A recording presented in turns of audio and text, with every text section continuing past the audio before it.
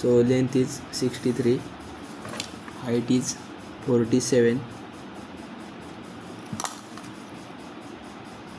and width is 40.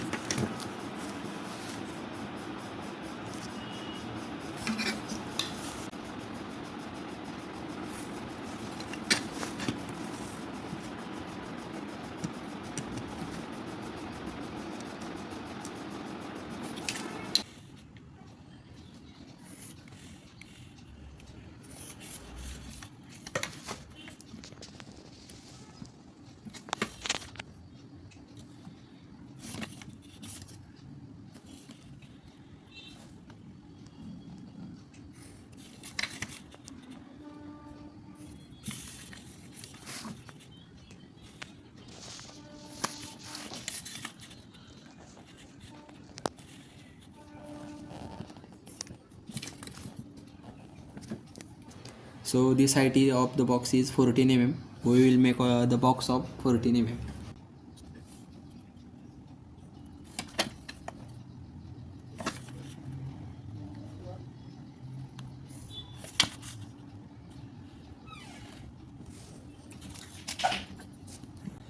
तर ही line 40 mm ची पूर्ण वरची. आपण दोन्ही बाजूला 10-10 डिवाइड करून 2 पॉईंट घेऊ आणि 20 mm मधला लाईन येईल.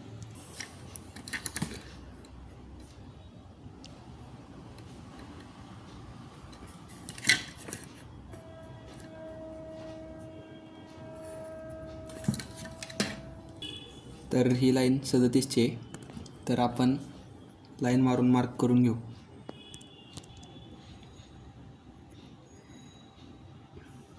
ची आपण हा कॉर्नर जॉईन करून घेऊ.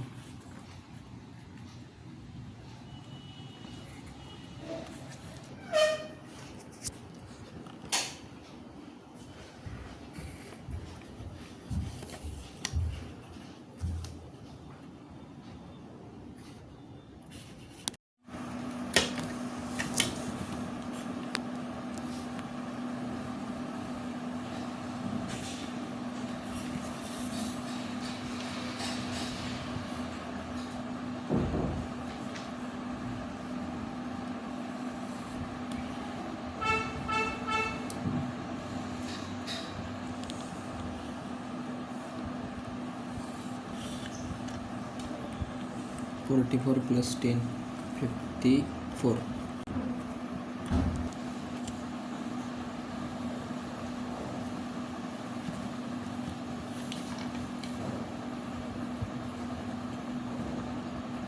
आणि 10.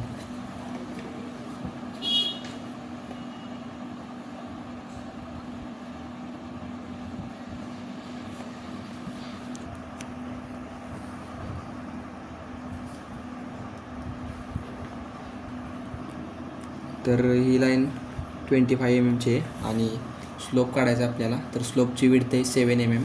तर आपल्याला 20 mm ला दोन बाजूला डिवाइड करायचं आहे आणि 6.5 आणि 6.5 दोन बाजूला घेतल्यावर मधले जे अंतर येईल ते 7 mm येईल.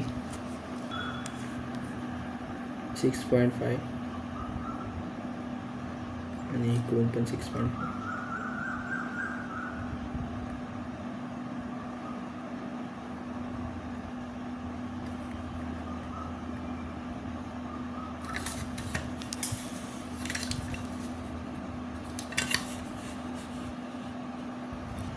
तर या 7 mm च्या स्लोपसाठी आपल्याला इथं डिस्टन्स आहे ते विड्थ आहे ते 40 mm आहे आणि त्याला आपल्याला डिवाइड करायला लागेल. तर 16.5 आणि 16.5 घेतलं तर जे मधलं अंतर आहे ते 7 mm येईल. तर आपण प्रोजेक्शन करू.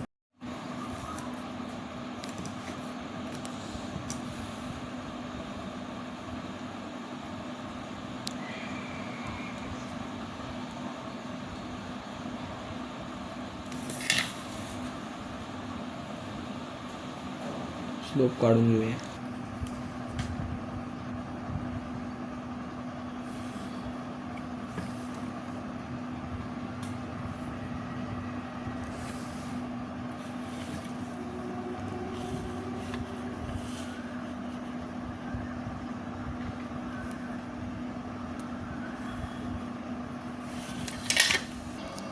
तर बेससाठी आपल्याला ह्याला पॅरलल घेऊन एक खालून लाईन काढायची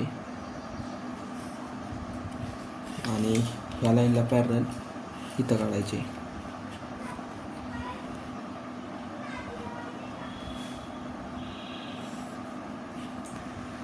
हा जो 8 mm चा हॉलो पार्ट आहे त्यासाठी आपल्याला हाईटमध्ये एक 8 mm ची लाईन घ्यावी लागेल आणि आपण आता सिम्पली हाताने पॅरलल लाईन काढून घेऊया.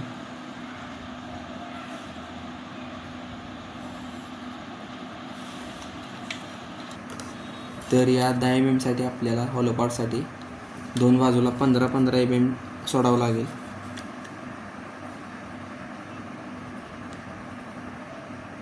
दहा mm चा पार्ट मिळेल आणि तो हॉलो पार्ट खालच्या साईडला येईल आणि वरती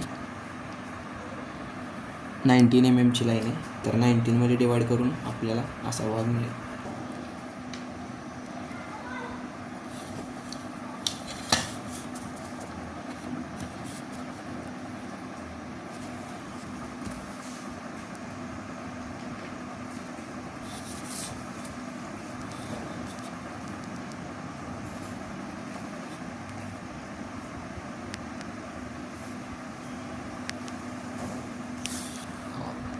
तर तुम्ही विसरू शकता की ह्याच्या खालून सुद्धा आपल्याला एक एज दिसणार आहे कारण फ्रंट व्ह्यूमध्ये फिगर आहे.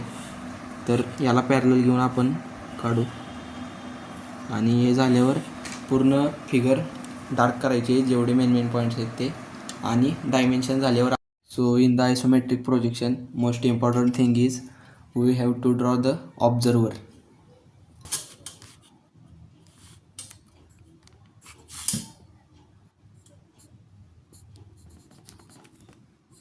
X.